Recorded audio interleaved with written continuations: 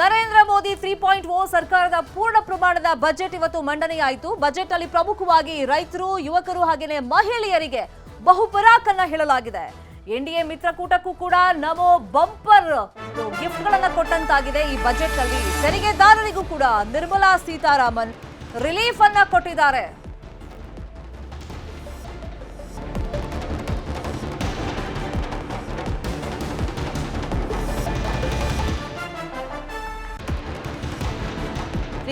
Budget ಅಲ್ಲಿ ಎಲ್ಲರನ್ನೂ ಖುಷಿ ಪಡಿಸೋ ಯತ್ನವನ್ನ ನರೇಂದ್ರ ಮೋದಿ ನೇತೃತ್ವದ ಸರ್ಕಾರ ಮಾಡಿದೆ. ಇಲ್ಲಿ ಅಭಿವೃದ್ಧಿ ಜೊತೆಯಲ್ಲಿ ವೈಯಕ್ತಿಕ ಒತ್ತಡ ಇಳಿಸೋ ಸೂತ್ರವನ್ನು ಕೂಡ ಅನುಸರಿಸಲಾಗಿದೆ. ಬಜೆಟ್ ನಲ್ಲಿ ಪ್ರಮುಖವಾಗಿ ನವ ಸೂತ್ರದ ಅಡಿಯಲ್ಲಿ ನಮೋ ನಿರ್ಮಲಾ ಈ ಬಾರಿ ಪೂರ್ಣ ಪ್ರಮಾಣದ ಬಜೆಟ್ ನಲ್ಲಿ ಹೆಜ್ಜೆಯನ್ನ ಇಟ್ಟಿದ್ದಾರೆ. ನವ ಸೂತ್ರದ ಅಡಿಯಲ್ಲಿ ಯಾರಿಗೆ ಏನು ಪಾಲ್ ಸಿಗ್ತಾ ಇದೆ, ಯಾರ್ಯಾರಿಗೆ ರಿಲೀಫ್ ಸಿಗ್ತಾ ಇದೆ, ನವಸೂತ್ರದ ಅಡಿಯಲ್ಲಿ ಯಾವ್ಯಾವ ವಲಯಕ್ಕೆ ಎಷ್ಟು ಪ್ರಾಮುಖ್ಯತೆಯನ್ನು ನೀಡಲಾಗಿದೆ, ಎಷ್ಟು ಆದ್ಯತೆಯನ್ನು ನೀಡಲಾಗಿದೆ, ಇನ್ ಡೀಟೇಲ್ ಆಗಿ ಮುಂದಿನ ಹಂತದಲ್ಲಿ ನಿಮ್ಗೆ ಇನ್ಫಾರ್ಮೇಶನ್ ನಾನು ಕೊಡ್ತಾ ಹೋಗ್ತೀನಿ. ಈ ತೆರಿಗೆದಾರರಿಗೆ ನಿರ್ಮಲಾ ಸೀತಾರಾಮನ್ ರಿಲೀಫ್ ಅನ್ನ ಕೊಟ್ಟಿದ್ದಾರೆ. ಆದಾಯ ತೆರಿಗೆದಾರರಿಗೆ 3.0 ಬಜೆಟ್ ನಲ್ಲಿ ಎಲ್ಲಾ ವರ್ಗದವರನ್ನು ಕೂಡ ಖುಷಿ ಪಡಿಸೋ ಪ್ರಯತ್ನವನ್ನ ಮಾಡಲಾಗಿದೆ. ದೇಶದ ಅಭಿವೃದ್ಧಿ ಜೊತೆಗೆ ವೈಯಕ್ತಿಕ ಒತ್ತಡ ಇಳಿಸೋದಕ್ಕೂ ಕೂಡ ಒಂದಿಷ್ಟು ರಿಲೀಫ್ ಆಗುವಂತ ಸೂತ್ರಗಳನ್ನ ಅನುಸರಿಸಲಾಗಿದೆ. ಪ್ರತಿ ಬಾರಿ ಬಜೆಟ್ ಅಲ್ಲಿ ಆದಾಯ ತೆರಿಗೆದಾರರಿಗೆ ಸರ್ಕಾರ ಏನ್ ಗಿಫ್ಟ್ ಕೊಟ್ಟಿದೆ ಅಂತ ಹೇಳಿ ಕುತೂಹಲ ಇದ್ದೇ ಇರುತ್ತೆ.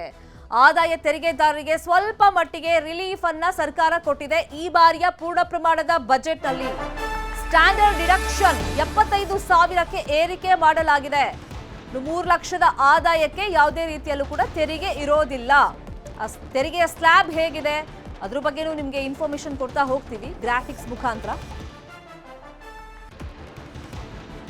ಆದಾಯ ತೆರಿಗೆದಾರರಿಗೆ ಕೊಂಚ ಮಟ್ಟಿಗೆ ರಿಲೀಫ್ ಅನ್ನ ಸರ್ಕಾರ ಕೊಟ್ಟಿದೆ. ಬಜೆಟ್ ಅಲ್ಲಿ 3 ರಿಂದ 7 ಲಕ್ಷ ಆದಾಯ ಇರೋರಿಗೆ 5% ತೆರಿಗೆ ಪಾವತಿಯನ್ನ ಅವ್ರು ಮಾಡಬೇಕಾಗುತ್ತೆ. ಇನ್ನು ಆದಾಯ 7 ರಿಂದ 10 ಲಕ್ಷ ಇರೋರು ತೆರಿಗೆ ಅಂತ ಹೇಳಿ 10% ಕಟ್ಟಬೇಕಾಗುತ್ತೆ. 10 ರಿಂದ 12 ಲಕ್ಷ ಆದಾಯ ಇರೋರು ವಾರ್ಷಿಕವಾಗಿ ಅವರು 15% ತೆರಿಗೆ ಪಾವತಿಯನ್ನ ಮಾಡಬೇಕಾಗುತ್ತೆ. ಇನ್ನು 12 ರಿಂದ 15 ಲಕ್ಷದವರೆಗೆ ಆದಾಯ ಇದ್ರೆ ವಾರ್ಷಿಕವಾಗಿ 20% ತೆರಿಗೆಯನ್ನ ಕಟ್ಟಬೇಕಾಗುತ್ತೆ. 15 ಲಕ್ಷ ಮೇಲ್ಪಟ್ಟು ಆದಾಯಕ್ಕೆ 30% ತೆರಿಗೆಯನ್ನ ಕಟ್ಟಬೇಕಾಗುತ್ತೆ. ಆದಾಯ ತೆರಿಗೆ ಪಾವತಿ ವಿಳಂಬಕ್ಕೆ ಯಾವುದೇ ಕಾರಣಕ್ಕೂ ಕೂಡ ಶಿಕ್ಷೆ ಇರೋದಿಲ್ಲ. ಹಾಗಾದ್ರೆ ಹೊಸ ತೆರಿಗೆ ಪದ್ಧತಿ ಯಾವ ತರ ಇದೆ? ಈಗ ಪ್ರಮುಖವಾಗಿ 3 ಲಕ್ಷ ಇದ್ದವ್ರಿಗೆ, 10 ಲಕ್ಷ ಇದ್ದವ್ರಿಗೆ ಯಾವ್ಯಾವ ತರ ಈಗ ತೆರಿಗೆಯನ್ನ ಕಟ್ಟಬೇಕಾಗುತ್ತೆ ಅಂತ ನಿಮ್ಗೆ ಪ್ರಮುಖವಾಗಿ ಇನ್ಫಾರ್ಮೇಶನ್ ಅನ್ನ ಕೊಡ್ತಾ ಹೋಗೋದಾದ್ರೆ 3 ಲಕ್ಷದವರೆಗೆ ಯಾವುದೇ ರೀತಿಯಲ್ಲೂ ಕೂಡ ತೆರಿಗೆಯನ್ನು ಅವರು ಪಾವತಿ ಮಾಡೋದು ಬೇಕಾಗಿರೋದಿಲ್ಲ. ಅವರಿಗೆ ಯಾವುದೇ ರೀತಿಯಾದ ಟೆನ್ಷನ್ಗಳು ಇರೋದಿಲ್ಲ. ಅದೇ 3 ರಿಂದ 7 ಲಕ್ಷ ರೂಪಾಯಿ ವಾರ್ಷಿಕವಾಗಿ ಆದಾಯವನ್ನು ನೀವು ಪಡ್ಕೊಳ್ತಾ ಇದ್ರೆ 5% ನೀವು ಸರ್ಕಾರಕ್ಕೆ ತೆರಿಗೆಯನ್ನ ಪಾವತಿ ಮಾಡಬೇಕಾಗುತ್ತೆ ವಾರ್ಷಿಕವಾಗಿ. ಅದೇ 7 ರಿಂದ 10 ಲಕ್ಷ ನಿಮ್ಮ ವಾರ್ಷಿಕ ಆದಾಯ ಇದ್ರೆ ಸೊ ಅದು ನೀವು 10% ಅಷ್ಟು ನೀವು ಆದಾಯವನ್ನ ಅಂದ್ರೆ ತೆರಿಗೆಯನ್ನ ಕಟ್ಟಬೇಕಾಗುತ್ತೆ. 7 ರಿಂದ 10 ಲಕ್ಷ ಆದಾಯ ಇರೋರು. ಇನ್ನು 10 ರಿಂದ 12 ಲಕ್ಷ ನಿಮ್ಗೆ ಆದಾಯ ಇದ್ರೆ ವರ್ಷಕ್ಕೆ ಸೊ ನೀವು 15% ತೆರಿಗೆಯನ್ನ ಕಟ್ಟಬೇಕಾಗುತ್ತೆ. 15%. ಅದೇ ನೀವು 12 ರಿಂದ 15 ಲಕ್ಷ ಆದಾಯವನ್ನ ವರ್ಷಕ್ಕೆ ನೀವು ತಗೊಳ್ತಾ ಇದ್ರೆ ನೀವು 20% ಆದಾಯ ತೆರಿಗೆಯನ್ನ ಕಟ್ಟಬೇಕಾಗುತ್ತೆ ಆ ಆದಾಯಕ್ಕೆ. ಅದೇ ನೀವು 15 ಲಕ್ಷ ಮೇಲ್ಪಟ್ಟು ವಾರ್ಷಿಕವಾಗಿ ನಿಮ್ಗೆ ಏನಾದ್ರೂ ಆದಾಯ ಇದ್ರೆ ನೀವು ಸರ್ಕಾರಕ್ಕೆ ತೆರಿಗೆ ರೂಪದಲ್ಲಿ 30% ತೆರಿಗೆಯನ್ನ ಅಂದ್ರೆ ಟ್ಯಾಕ್ಸ್ ಅನ್ನ ನೀವು ಪೇ ಮಾಡಬೇಕಾಗುತ್ತೆ. ಇಲ್ಲಿ ಮತ್ತೊಂದು ಕೊಂಚ ರಿಲೀಫ್ ಅನ್ನ ಕೊಟ್ಟಿರೋದು ಈ ಬಜೆಟ್ ನಲ್ಲಿ ನಿರ್ಮಲಾ ಸೀತಾರಾಮನ್ ಅವರು ಆದಾಯ ತೆರಿಗೆ ಪಾವತಿ ವಿಳಂಬಕ್ಕೆ ಯಾವುದೇ ರೀತಿಯಲ್ಲೂ ಕೂಡ ಶಿಕ್ಷೆ ಇರೋದಿಲ್ಲ. ಈ ಮುಂಚೆ ಅದಕ್ಕೊಂದು ಕಂಡೀಷನ್ಸ್ ಎಲ್ಲ ಇರ್ತಾ ಇತ್ತು ಪರ್ಟಿಕ್ಯುಲರ್ ಆಗಿ. ಆದ್ರೆ ಈ ಬಾರಿ ಆದಾಯ ತೆರಿಗೆ ಪಾವತಿ ವಿಳಂಬಕ್ಕೆ ಶಿಕ್ಷೆಯನ್ನ ಇರೋದಿಲ್ಲ ಅಂತ ಪ್ರಕಟ ಮಾಡಿದ್ದಾರೆ. ಇದು ಈ ತೆರಿಗೆ ಪಾವತಿದಾರರಿಗೆ ಕೊಂಚ ಮಟ್ಟಿಗೆ ರಿಲೀಫ್ ಅನ್ನ ಕೊಟ್ಟಿದೆ. ಅಂದ್ರೆ ಅವರಿಗೂ ಕೂಡ ತೃಪ್ತಿಗೊಳಿಸೋ ಪ್ರಯತ್ನವನ್ನ ಈ ಬಜೆಟ್ ಮಾಡಿದೆ. ಇನ್ನು ಕರ್ನಾಟಕ ಸಾಕಷ್ಟು ನಿರೀಕ್ಷೆಯನ್ನ ಇಟ್ಕೊಂಡಿತ್ತು ಈ ಬಾರಿ ಬಜೆಟ್ ನಲ್ಲಿ ತಮಗೆ ಏನ್ ಸಿಗುತ್ತೆ ಅಂತ ಹೇಳಿ. ಆದ್ರೆ ಕರ್ನಾಟಕದ ನಿರೀಕ್ಷೆ ಇದೆಯಲ್ಲ ಈ ಬಾರಿಯೂ ಹುಸಿಯಾಗಿದೆ. ಪ್ರಮುಖವಾಗಿ ನೀರಾವರಿ ಯೋಜನೆಗಳಿಗೆ ಅಸ್ತು ಅಂತ ಹೇಳಿ ಒಂದಿಷ್ಟು ಅನುದಾನಗಳನ್ನ ಬಿಡುಗಡೆ ಮಾಡಬಹುದು ಅಂತ ಹೇಳಿ ಈ ಬಜೆಟ್ನ ಮೇಲೆ ರಾಜ್ಯ ನಿರೀಕ್ಷೆಯನ್ನ ಇಟ್ಕೊಂಡಿತ್ತು. ಆದ್ರೆ ಎಲ್ಲವೂ ಹುಸಿಯಾಗಿದೆ. ಮಹದಾಯಿ ಭದ್ರಾ ಮೇಲ್ದಂಡೆಗಿಲ್ಲ ಅನುದಾನ, ನೀರಾವರಿ ಯೋಜನೆಗಳಿಗೆ ಅನುದಾನವನ್ನ ನೀಡಲಾಗಿಲ್ಲ. ನೀರಾವರಿ ಯೋಜನೆಗಳ ಜೊತೆಯಲ್ಲಿ ಮತ್ತೊಂದು ಪ್ರಮುಖವಾಗಿ ನಿರೀಕ್ಷೆ ಇದ್ದಿದ್ದು ರೈಲ್ವೆ ಯೋಜನೆಗಳು. ನೆನೆಗುದಿಗೆ ಬಿದ್ದಂತ ರೈಲ್ವೆ ಯೋಜನೆಗಳಿಗೂ ಕೂಡ ಹಣವನ್ನ ಕೇಂದ್ರ ಸರ್ಕಾರ ಈ ಬಾರಿಯ ಬಜೆಟ್ನಲ್ಲಿ ಕೊಟ್ಟಿಲ್ಲ. ಬೆಂಗಳೂರಿಗೆ ಆದ್ಯತೆಯನ್ನ ಕೊಟ್ಟಿದ್ದಾರೆ ಕೇಂದ್ರ ಬಜೆಟ್ನಲ್ಲಿ. ಪ್ರಮುಖವಾಗಿ ಬೆಂಗಳೂರು ಸಬರ್ಬನ್ ರೈಲಿಗೆ 350 ಕೋಟಿಯನ್ನ ಹಣವನ್ನ ಮೀಸಲಿಡಲಾಗಿದೆ. ಕರ್ನಾಟಕ ರಾಜ್ಯ ಒಂದಿಷ್ಟು ನಿರೀಕ್ಷೆಯನ್ನ ಇಟ್ಕೊಂಡಿತ್ತು. ನೀರಾವರಿ ಯೋಜನೆಗಳಿರಬಹುದು, ಜೊತೆಗೆ ರೈಲ್ವೆ ಯೋಜನೆಗಳು, ಆ ನಿರೀಕ್ಷೆಗಳು ಮತ್ತೆ ಈ ಬಾರಿಯ ಪೂರ್ಣ ಪ್ರಮಾಣದ ಬಜೆಟ್ನಲ್ಲೂ ಕೂಡ ಹುಸಿಯಾಗಿದೆ. ಬೆಂಗಳೂರಿಗೆ ಮಾತ್ರ ಈ ಬಾರಿಯ ಬಜೆಟ್ನಲ್ಲಿ ಆದ್ಯತೆಯನ್ನು ನೀಡಲಾಗಿದೆ. ಸಬರ್ಬನ್ ರೈಲ್ವೆಗೆ 350 ಕೋಟಿ ಹಣವನ್ನ ಮೀಸಲಿಡಲಾಗಿದೆ.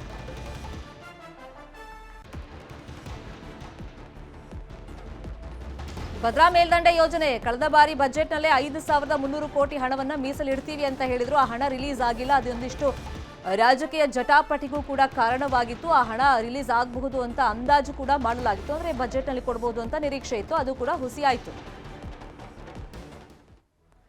ಎನ್ಡಿಎ ದೋಸ್ತಿಗಳಿಗೆ ನಮೋ ಬಂಪರ್ ಗಿಫ್ಟ್ಗಳನ್ನ ಕೊಟ್ಟಿದ್ದಾರೆ. ಅಂದ್ರೆ ಮುಂಚೆನೆ ಹೇಳಿದ್ರು ನಮಗೆ ಇಂಥದ್ದೇ ಬೇಕು ಅಂತ ಹೇಳಿ, ಈ ಬಜೆಟ್ನಲ್ಲಿ ಪ್ರಸ್ತಾಪ ಮಾಡಬೇಕು ಅಂತ ಹೇಳಿ ಹೇಳಿದ್ರಲ್ಲ, ಅದೆಲ್ಲವೂ ಕೂಡ ಈಗ ನಿಜ ಆಗಿದೆ. ಆಂಧ್ರಪ್ರದೇಶ ಮರು ನಿರ್ಮಾಣ ಕಾಯ್ದೆ ಜಾರಿಗೆ ತರಲಾಗಿದೆ. ಅಮರಾವತಿ ಅಭಿವೃದ್ಧಿಗೆ ಅಂತ ಹೇಳಿ 15,000 ಕೋಟಿ ಹಣವನ್ನ ಬಜೆಟ್ನಲ್ಲಿ ಮೀಸಲಿಡಲಾಗಿದೆ.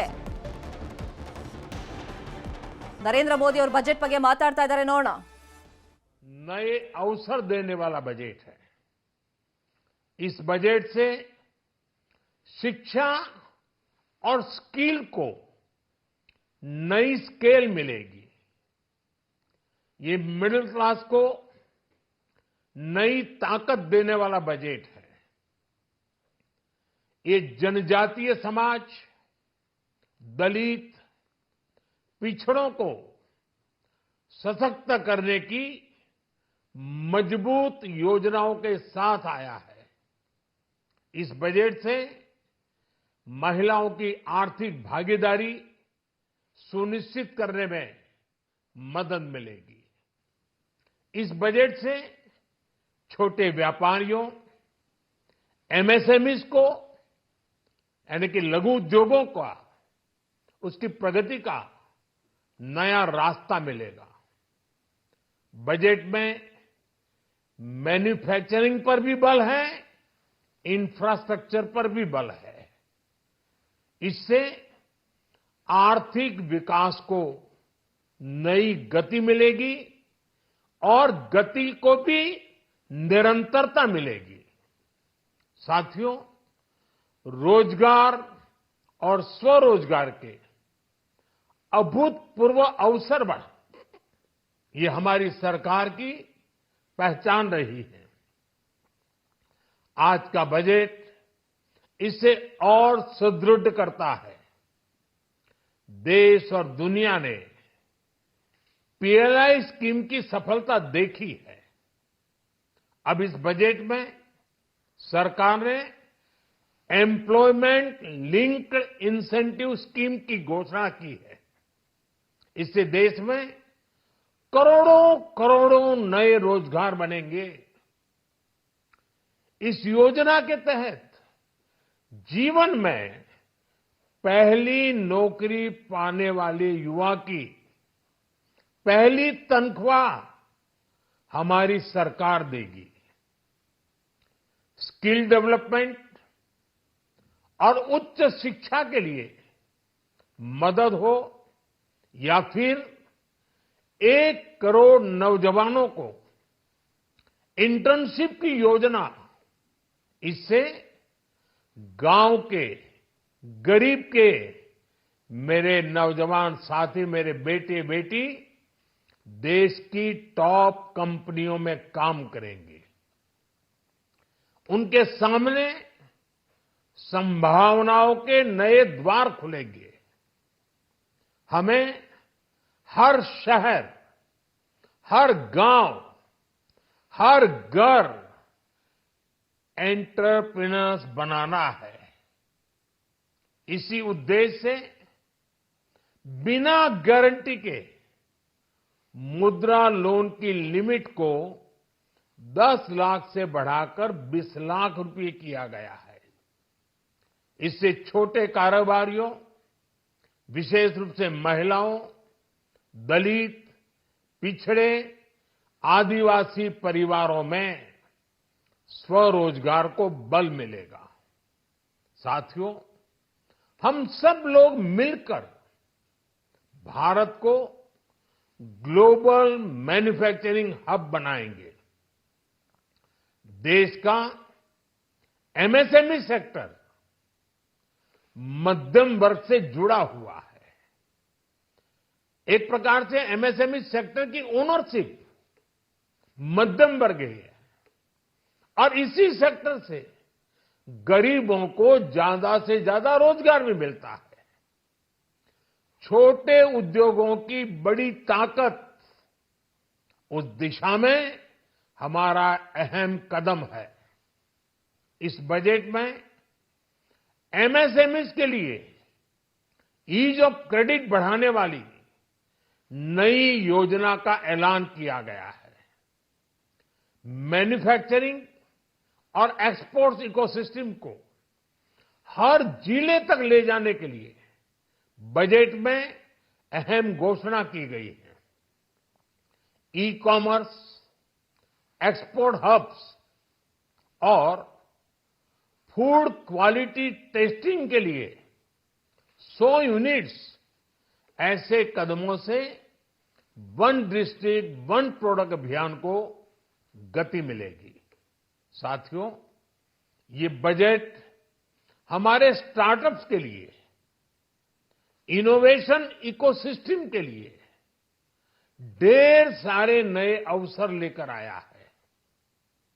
स्पेस इकोनॉमी को बढ़ावा देने के लिए 1000 करोड़ रुपए का फंड हो, एंजल टैक्स हटाने का फैसला हो, ऐसे कई सारे कदम इस बजट में उठाए गए हैं।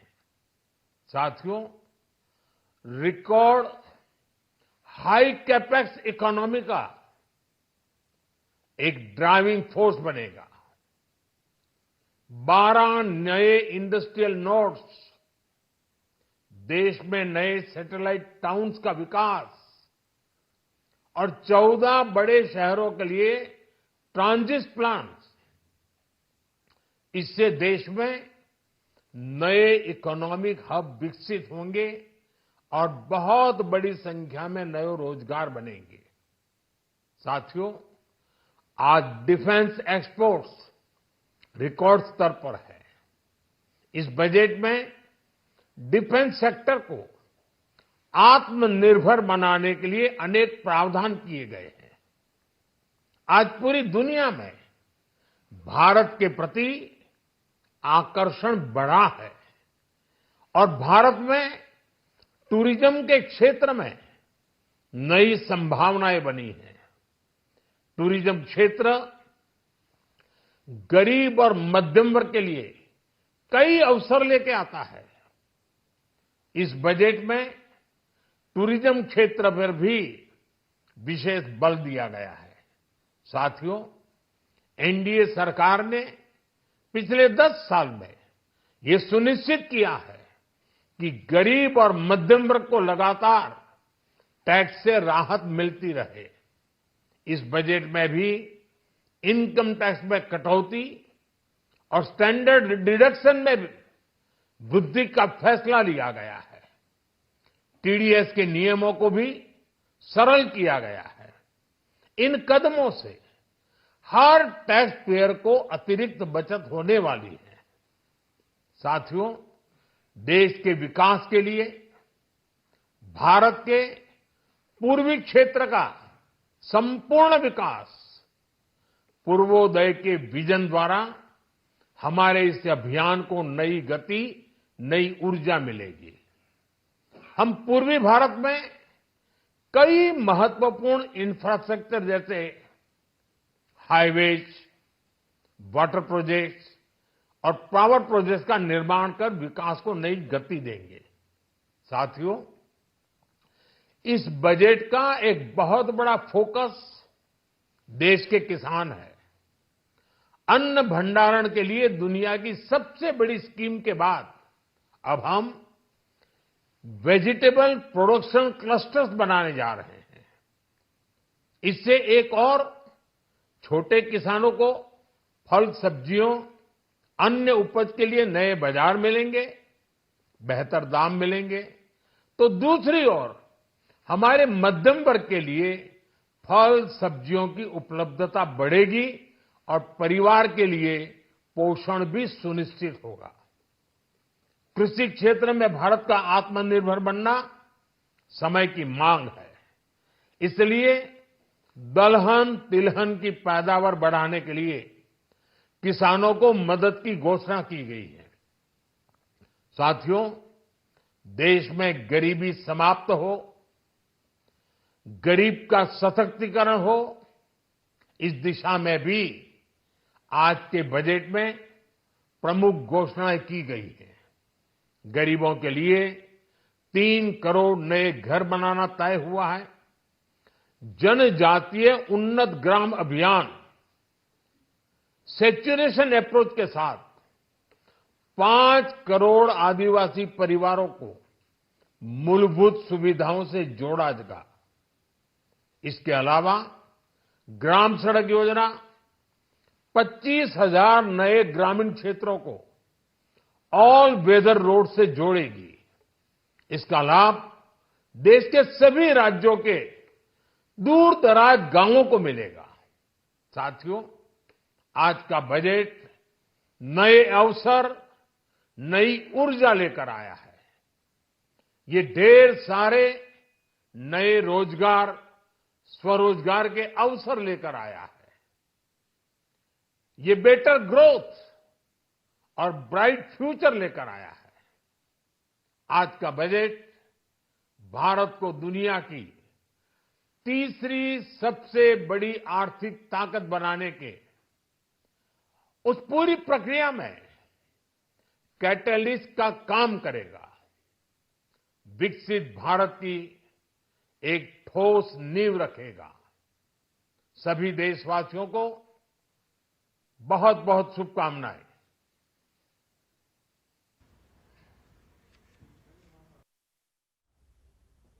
ಇದು ನರೇಂದ್ರ ಮೋದಿ ಅವರ ಮಾತು. ಕೃಷಿ ಕ್ಷೇತ್ರದಲ್ಲಿ ಆತ್ಮನಿರ್ಭರತೆಯ ಗುರಿಯನ್ನ ಈ ಸರ್ಕಾರ ಹೊಂದಿದೆ ಅನ್ನೋ ಮಾತನ್ನ ಅವರು ಹೇಳಿದ್ರು. ಇನ್ನು ದೇಶದಲ್ಲಿ 3 ಕೋಟಿ ಮನೆಗಳನ್ನ ನಾವು ಕಟ್ತಾ ಇದ್ದೀವಿ. ಪ್ರತಿಯೊಂದು ಮನೆಯಲ್ಲೂ ಕೂಡ ಸಣ್ಣ ಕೈಗಾರಿಕೆಗಳು ಆರಂಭ ಆಗಬೇಕು, ಉದ್ಯಮಿಗಳು ಸೃಷ್ಟಿಯಾಗಬೇಕು ಅನ್ನೋ ಮಾತನ್ನ ನರೇಂದ್ರ ಮೋದಿ ಅವರು ಹೇಳಿದ್ದಾರೆ. ರೈತರ ರಕ್ಷಣೆ, ಸಶಕ್ತೀಕರಣಕ್ಕೆ ನಮ್ಮ ಸರ್ಕಾರ ಬದ್ಧವಾಗಿದೆ. ಆ ನಿಟ್ಟಿನಲ್ಲಿ ನಾವು ಈ ಬಜೆಟ್ ಅನ್ನ ಮಂಡನೆ ಮಾಡಿದ್ದೀವಿ. 5 ಕೋಟಿ ಆದಿವಾಸಿಗಳಿಗೆ ಮೂಲ ಸೌಕರ್ಯವನ್ನ ನಾವು ಒದಗಿಸ್ತಾ ಇದ್ದೀವಿ ಅನ್ನೋ ಮಾತನ್ನ ನರೇಂದ್ರ ಮೋದಿ ಅವರು ಹೇಳಿದ್ದಾರೆ. ಎನ್ಡಿಎ ದೋಸ್ತಿಗಳಿಗೆ ಈ ಬಾರಿ ಕೇಂದ್ರ ಬಜೆಟ್ನಲ್ಲಿ ಬಂಪರ್ ಆಫರ್ಗಳು ಸಿಗಬಹುದು ಅಂತ ನಿರೀಕ್ಷೆಗಳಿತ್ತಲ್ಲ, ಆ ನಿರೀಕ್ಷೆಗಳೆಲ್ಲ ಫುಲ್ಫಿಲ್ ಆಗಿದೆ. ಆಂಧ್ರಪ್ರದೇಶ ಮರು ನಿರ್ಮಾಣ ಕಾಯ್ದೆ ಜಾರಿಯನ್ನ ತರಲಾಗಿದೆ. ಹಾಗೆಯೇ ಅಮರಾವತಿ ಅಭಿವೃದ್ಧಿಗೆ 15,000 ಕೋಟಿ ಹಣವನ್ನ ಕೇಂದ್ರ ಸರ್ಕಾರ ಮೀಸಲಿಟ್ಟಿದೆ.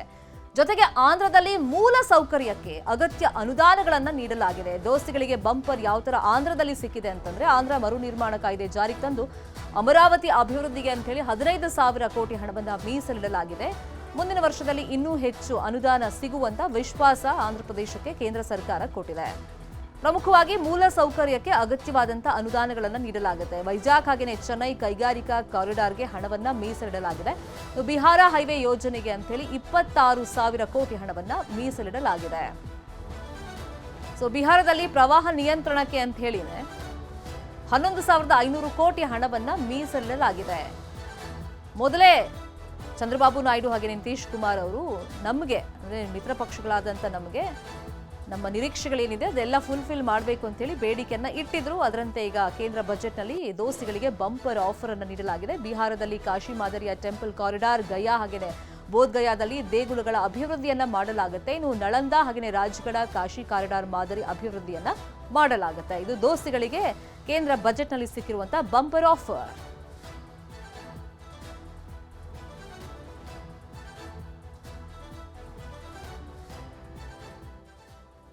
ಬಜೆಟ್ ಈಗ ಮಂಡನೆ ಆದಮೇಲೆ ಸಹಜವಾಗಿ ಜನಸಾಮಾನ್ಯರಿಗೆ ಕುತೂಹಲ ಇರೋದು ಯಾವ್ದ್ರದ್ದು ರೇಟ್ ಜಾಸ್ತಿ ಆಗುತ್ತೆ, ಯಾವ್ದ್ರದ್ದು ರೇಟ್ ಕಮ್ಮಿ ಆಗುತ್ತೆ ಅಂತ ಒಂದು ಕುತೂಹಲ ಇದ್ದೇ ಇರುತ್ತಲ್ಲ. ಅದಕ್ಕೀಗ ಉತ್ತರ ಅಫ್ಕೋರ್ಸ್ ಸಿಕ್ಕಿದೆ ಬಜೆಟ್ ಮಂಡನೆ ಆದಮೇಲೆ. ಅಗ್ಗ ಯಾವ್ದಾಗಿದೆ, ದುಬಾರಿ ಯಾವ್ದಾಗಿದೆ, ಅದ್ರ ಬಗ್ಗೆ ಈಗ ಇನ್ ಡೀಟೇಲ್ ಆಗಿ ನಿಮ್ಮ ಮುಂದೆ ಇನ್ಫಾರ್ಮೇಶನ್ ಅನ್ನ ನಾನು ಇಡ್ತಾ ಹೋಗ್ತೀನಿ. ಈಗ ಮಾರ್ಕೆಟ್ ವ್ಯಾಲ್ಯೂ ಅಂತ ಚಿನ್ನ ಅಂತ ಬಂದಾಗ ಚಿನ್ನದ ಬೆಲೆ ದುಬಾರಿ ಆಗ್ತಾ ಇದೆ ದಿನದಿಂದ ದಿನಕ್ಕೆ. ಹಾಗಾಗಿ ಚಿನ್ನದ ರೇಟ್ ಏನಾಯ್ತು ಅಂತೇಳಿ ಮಹಿಳೆಯರಿಗೆ ಒಂದು ಕುತೂಹಲ ಇದ್ದೇ ಇರುತ್ತೆ. ಚಿನ್ನ, ಬೆಳ್ಳಿ, ಪ್ಲಾಟಿನಂ, ಕ್ಯಾನ್ಸರ್ ಔಷಧಿಗಳು, ಸೊ ಇದೆಲ್ಲ ಇಳಿಕೆ ಆಗಿದೆ. ಕಸ್ಟಮ್ ವ್ಯಾಲ್ಯೂನ ಇಳಿಕೆ ಮಾಡಿದ್ದಾರೆ. ಪ್ಲಾಟಿನಂ, ಖನಿಜ ಉತ್ಪನ್ನಗಳು, ಮೊಬೈಲ್ ಅಗ್ಗವಾಗುತ್ತೆ. ಚರ್ಮದ ಉತ್ಪನ್ನಗಳ ಬೆಲೆಯು ಅಂದ್ರೆ ಲೆದರ್ ಐಟಮ್ಸ್ ಕೂಡ ಅದ್ರ ಬೆಲೆನೂ ಇಳಿಕೆ ಆಗುತ್ತೆ. ಇನ್ನು ಸೋಲಾರ್ ಪ್ಯಾನೆಲ್ ಆಮದಾಗುವಂತ ಬಟ್ಟೆ ದುಬಾರಿ ಆಗುತ್ತೆ. ಅಗ್ಗ ಯಾವುದು ಅಂದ್ರೆ ಚಿನ್ನ, ಬೆಳ್ಳಿ, ಪ್ಲಾಟಿನಂ ಮತ್ತೆ ಕ್ಯಾನ್ಸರ್ಗೆ ಸಂಬಂಧಪಟ್ಟಂತ ಔಷಧಿಗಳು, ಚರ್ಮದ ಉತ್ಪನ್ನ, ಲೆದರ್ ಐಟಮ್ ಇದೆಲ್ಲ ಅಗ್ಗವಾಗುತ್ತೆ. ದುಬಾರಿ ಯಾವ್ದಾಗುತ್ತೆ ಅಂತಂದ್ರೆ ಸೋಲಾರ್ ಪ್ಯಾನೆಲ್ ಆಮದಾಗುವಂತ ಬಟ್ಟೆ, ಫ್ಲೆಕ್ಸ್, ಬ್ಯಾನರ್ಗಳ ದರ ಏರಿಕೆ ಮಾಡಲಾಗಿದೆ. ಪರಿಸರಕ್ಕೆ ಮಾರಕವಾಗೋದ್ರಿಂದ ತೆರಿಗೆಯನ್ನ ಜಾಸ್ತಿ ಮಾಡಲಾಗಿದೆ. ಇದೆಲ್ಲವೂ ಕೂಡ ದುಬಾರಿ ಆಗುತ್ತೆ ಇನ್ನು ಮೇಲೆ. ಈಗ ದಿನನಿತ್ಯ ನಮಗೆ ಬೇಕಾಗಿರೋದು ಅಫ್ಕೋರ್ಸ್ ಈಗ ಗಾಳಿ, ನೀರೆಲ್ಲ ಮುಂಚೆ ಬೇಕಾಗ್ತಿತ್ತು ಇಂಪಾರ್ಟೆಂಟ್ ಆಗಿ. ಇವಾಗ ಮೊಬೈಲ್ ತುಂಬಾ ಇಂಪಾರ್ಟೆಂಟ್ ಆಗ್ಬಿಟ್ಟಿದೆ. ಮೊಬೈಲ್ ಸ್ವಲ್ಪ ಅಗ್ಗ ಮಾಡಿದ್ದಾರೆ. ಚಾರ್ಜರ್ ಬೆಲೆನೂ ಅಗ್ಗ ಆಗಿದೆ. ಇನ್ನು ಚಿನ್ನ, ಬೆಳ್ಳಿ, ಪ್ಲಾಟಿನಂ, ಕ್ಯಾನ್ಸರ್ಗೆ ಸಂಬಂಧಪಟ್ಟಂತ ಔಷಧಿಗಳು ಇವೆಲ್ಲ ಅಗ್ಗವಾಗಿದೆ.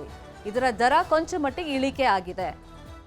ದುಬಾರಿ ಆಗಿರುವಂಥ ಐಟಮ್ಸ್ ಅನ್ನ ನಾವು ನೋಡ್ತಾ ಹೋಗೋದಾದ್ರೆ ಪರಿಸರಕ್ಕೆ ಯಾವುದೆಲ್ಲ ಮಾರಕವಾಗುತ್ತೆ ಸೊ ಅಂತ ವಸ್ತುಗಳ ತೆರಿಗೆಯನ್ನ ಹೆಚ್ಚಳ ಮಾಡಲಾಗಿದೆ. ಸೋಲಾರ್ ಪ್ಯಾನೆಲ್ ಆಮದಾಗುವಂತ ಬಟ್ಟೆ ಇರ್ಬೋದು, ಫ್ಲೆಕ್ಸ್, ಬ್ಯಾನರ್, ಸೊ ಹೀಗೆ ಪರಿಸರಕ್ಕೆ ಮಾರಕವಾಗುವಂತ ವಸ್ತುಗಳ ಮೇಲೆ ತೆರಿಗೆ ಹೆಚ್ಚಳವನ್ನು ಮಾಡಲಾಗಿದೆ. ಈ ಬಾರಿಯ ಕೇಂದ್ರ ಬಜೆಟ್ನಲ್ಲಿ 9 ವಲಯಗಳಿಗೆ ಪ್ರಮುಖವಾಗಿ ಆದ್ಯತೆಯನ್ನು ನೀಡಲಾಗಿದೆ. ಯಾವ್ಯಾವ ವಲಯಕ್ಕೆ ಯಾವ್ಯಾವ ತರ ಆದ್ಯತೆಯನ್ನ ಕೊಟ್ಟಿದ್ದಾರೆ ಅಂತ ಇನ್ ಡೀಟೇಲ್ ಆಗಿ ನಿಮ್ಮ ಮುಂದೆ ಇಡ್ತಾ ಹೋಗೋದಾದ್ರೆ ಪ್ರಮುಖವಾಗಿ ಈಗ ಕೃಷಿಗೆ ಆದ್ಯತೆಯನ್ನು ನೀಡಲಾಗಿದೆ. ಅಫ್ಕೋರ್ಸ್ ಪ್ರತಿ ಬಾರಿನೂ ಕೃಷಿ ವಲಯಕ್ಕೆ ಆದ್ಯತೆಯನ್ನ ಬಜೆಟ್ನಲ್ಲಿ ಕೊಟ್ಟೇ ಕೊಡ್ತಾರೆ. ಹೊಸ 109 ತಳಿಗಳನ್ನ ಪರಿಚಯ ಮಾಡಲಾಗುತ್ತೆ. ನೈಸರ್ಗಿಕ ಕೃಷಿಗೆ ಹೆಚ್ಚಿನ ಆದ್ಯತೆಯನ್ನು ನೀಡಲಾಗುತ್ತೆ. ಹವಾಮಾನಕ್ಕೆ ತಕ್ಕ ಬೆಳೆಗೆ ಆದ್ಯತೆಯನ್ನು ನೀಡಲಾಗುತ್ತೆ. 2 ವರ್ಷಗಳಲ್ಲಿ ನೈಸರ್ಗಿಕ ಕೃಷಿಯನ್ನ ಮಾಡೋದು. ಸೊ ಇದಕ್ಕೆ ಅಂದ್ರೆ ನೈಸರ್ಗಿಕ ಕೃಷಿಗೆ ಹೆಚ್ಚಿನ ಆದ್ಯತೆಯನ್ನು ನೀಡಲಾಗುತ್ತೆ. ಕೃಷಿ ವಲಯಕ್ಕೆ ತರಕಾರಿ ಬೆಳೆಗೆ ಉತ್ತೇಜನವನ್ನ ಕೊಡೋದು. ಸೊ ಇದನ್ನು ಕೂಡ ಬಜೆಟ್ನಲ್ಲಿ ಮೆನ್ಷನ್ ಮಾಡಿದ್ದಾರೆ. ಹವಾಮಾನಕ್ಕೆ ತಕ್ಕ ಬೆಳೆ ಬೆಳೆಯೋದಕ್ಕೆ ಆದ್ಯತೆಯನ್ನು ರೈತರಿಗೆ ಕೊಡೋದು. ಇನ್ನು ತರಕಾರಿ ಮಾರುಕಟ್ಟೆಗೆ ಸ್ಟಾರ್ಟ್ಅಪ್ಗಳನ್ನ ಸ್ಟಾರ್ಟ್ ಮಾಡೋದಕ್ಕೂ ಕೂಡ ಇದೀಗ ಸರ್ಕಾರ ಮುಂದಾಗಿದೆ. ಕೃಷಿಯಲ್ಲಿ ಖಾಸಗಿ ಸಹಭಾಗಿತ್ವವನ್ನ ವಹಿಸಿಕೊಳ್ಳಲಾಗುತ್ತೆ. 6 ಕೋಟಿ ರೈತರ ಮಾಹಿತಿಯನ್ನ ಆನ್ಲೈನ್ ನಲ್ಲಿ ನೀಡಲಾಗುತ್ತೆ. ಇದು ಕೃಷಿ ವಲಯಕ್ಕೆ ಸಿಕ್ಕಂತ ಆದ್ಯತೆ. ಇನ್ನು 5 ರಾಜ್ಯಗಳಲ್ಲಿ ಕಿಸಾನ್ ಕ್ರೆಡಿಟ್ ಕಾರ್ಡ್ ಅನ್ನ ನೀಡಲಾಗುತ್ತೆ. ಒಟ್ಟು 9 ವಲಯಗಳಲ್ಲಿ ಆದ್ಯತೆಯನ್ನ ಕೊಟ್ಟಿರೋದು. ಮತ್ತೊಂದು ವಲಯ ಅಂತಂದ್ರೆ ಅದು ಯುವ ಕೌಶಲ್ಯ ಉತ್ತೇಜನ. ಕೌಶಲ್ಯ ಸ್ಕೀಮ್ ಬಗ್ಗೆ ಈ ಬಾರಿ ಸರ್ಕಾರ ಹೆಚ್ಚಾಗಿ ಒತ್ತನ್ನು ಕೊಟ್ಟಿದೆ, ಗಮನವನ್ನು ಹರಿಸಿದೆ. 20 ಲಕ್ಷ ಯುವಕರಿಗೆ ಕೌಶಲ್ಯ ತರಬೇತಿಯನ್ನು ನೀಡಲಾಗುತ್ತೆ. 5 ವರ್ಷಗಳಲ್ಲಿ 20 ಲಕ್ಷ ಜನರಿಗೆ ತರಬೇತಿಯನ್ನ ಕೊಡುವಂತ ಉದ್ದೇಶವನ್ನ ಯೋಜನೆಯನ್ನ ಸರ್ಕಾರ ಹಾಕೊಂಡಿದೆ. ಕೈಗಾರಿಕೆಗಳ ಅಗತ್ಯಕ್ಕೆ ತಕ್ಕಂತೆ ಇಲ್ಲಿ ತರಬೇತಿಯನ್ನ ನೀಡಲಾಗುತ್ತೆ. ಕೌಶಲ್ಯ ತರಬೇತಿಗೆ 1,000 ಘಟಕಗಳನ್ನ ಸರ್ಕಾರದ ಕಡೆಯಿಂದ ಸ್ಥಾಪನೆಯನ್ನ ಮಾಡಲಾಗುತ್ತೆ. ಉನ್ನತ ಶಿಕ್ಷಣಕ್ಕೆ ಅಂತ ಹೇಳಿ 10 ಲಕ್ಷದವರೆಗೆ ಸಾಲವನ್ನು ಕೂಡ ಕೊಡುತ್ತೆ ಸರ್ಕಾರ. ಇನ್ನು 5 ವರ್ಷಗಳಲ್ಲಿ 20 ಲಕ್ಷ ಜನರಿಗೆ ತರಬೇತಿ ನೀಡುವಂತ ಗುರಿಯನ್ನ ಸರ್ಕಾರ ಹೊಂದಿದೆ. ಒಟ್ಟಿನಲ್ಲಿ ಯುವ ಕೌಶಲ್ಯ ಉತ್ತೇಜನಕ್ಕೆ ಅಂತ ಹೇಳಿ ಸರ್ಕಾರ ಈ ಬಾರಿ ಬಜೆಟ್ನಲ್ಲಿ ಹೆಚ್ಚಿನ ಆದ್ಯತೆಯನ್ನ ಕೊಟ್ಟಿದೆ. ಮತ್ತೊಂದು ಮಹಿಳೆಯರಿಗೆ ಆದ್ಯತೆಯನ್ನು ನೀಡಲಾಗಿದೆ. 3 ಲಕ್ಷ ಕೋಟಿ ಮಹಿಳಾ ಅಭಿವೃದ್ಧಿಗೆ ಪಣವನ್ನು ತೊಡಲಾಗಿದೆ. ಮಹಿಳೆಯರಿಗೆ ಸಾಮಾಜಿಕ ನ್ಯಾಯಕ್ಕೆ ಆದ್ಯತೆಯನ್ನ ಈ ಬಜೆಟ್ನಲ್ಲಿ ನೀಡಲಾಗಿದೆ. ಇನ್ನು ಮಹಿಳಾ ಸಹಕಾರಿ ಯೋಜನೆಗಳಿಗೆ ಹೆಚ್ಚಿನ ಒತ್ತನ್ನ ನೀಡಲಾಗುತ್ತದೆ. ಇನ್ನು ಮಹಿಳೆಯರಿಗೆ ಉದ್ಯೋಗ ಸೃಷ್ಟಿಗೆ ಮಣೆಯನ್ನ ಹಾಕಲಾಗುತ್ತೆ. ಇನ್ನು ಮಹಿಳೆಯರಿಗೆ ಸಾಮಾಜಿಕ ನ್ಯಾಯಕ್ಕೆ ಆದ್ಯತೆಯನ್ನು ಕೊಡೋದು. ಇನ್ನು ಪೂರ್ವೋದಯ ಯೋಜನೆ ಮತ್ತೊಂದು ವಲಯ ಅಂತಂದ್ರೆ ಪೂರ್ವದ ರಾಜ್ಯಗಳಿಗೆ ವಿಶೇಷವಾದಂತ ಆದ್ಯತೆಯನ್ನು ನೀಡಲಾಗ್ತಾ ಇದೆ. ಪೂರ್ವದಲ್ಲಿ ಆರ್ಥಿಕ ಅವಕಾಶಗಳನ್ನು ಸೃಷ್ಟಿ ಮಾಡಲಾಗುತ್ತೆ. ಪ್ರತಿ ಬಾರಿನೂ ಕೂಡ ಇದೊಂದು ಕಂಪ್ಲೇಂಟ್ ಇದ್ದಿದೆ, ಪೂರ್ವ ರಾಜ್ಯಗಳ ಕಡೆ ಗಮನ ಕೊಡೋದಿಲ್ಲ ಅಂತ ಹೇಳಿ. ಗಯಾದಲ್ಲಿ ಕೈಗಾರಿಕಾ ಕಾರಿಡಾರ್ ಅನ್ನ ನಿರ್ಮಾಣ ಮಾಡಲಾಗುತ್ತೆ. ರಸ್ತೆ ಸಂಪರ್ಕ ಅಭಿವೃದ್ಧಿಗೂ ಕೂಡ ಒತ್ತನ್ನ ನೀಡಲಾಗುತ್ತೆ. ಗುಡ್ಡಗಾಡು ಪ್ರದೇಶ ಆಗಿರೋದ್ರಿಂದ ಅಭಿವೃದ್ಧಿ ಮರೀಚಿಕೆ ಅಂತ ಹೇಳಿ ಆರೋಪಗಳಿತ್ತಲ್ಲ, ಅದಕ್ಕೋಸ್ಕರನೇ ಈ ಸಲ ಬಜೆಟ್ನಲ್ಲಿ ಪೂರ್ವೋದಯ ಯೋಜನೆಯನ್ನ ಮಾಡಿ ಪೂರ್ವದ ರಾಜ್ಯಗಳಿಗೆ ವಿಶೇಷ ರೀತಿಯ ಒಂದು ಆದ್ಯತೆಯನ್ನ ಅನುದಾನವನ್ನ ಇದೀಗ ಸರ್ಕಾರ ಕೊಡ್ತಾ ಇದೆ.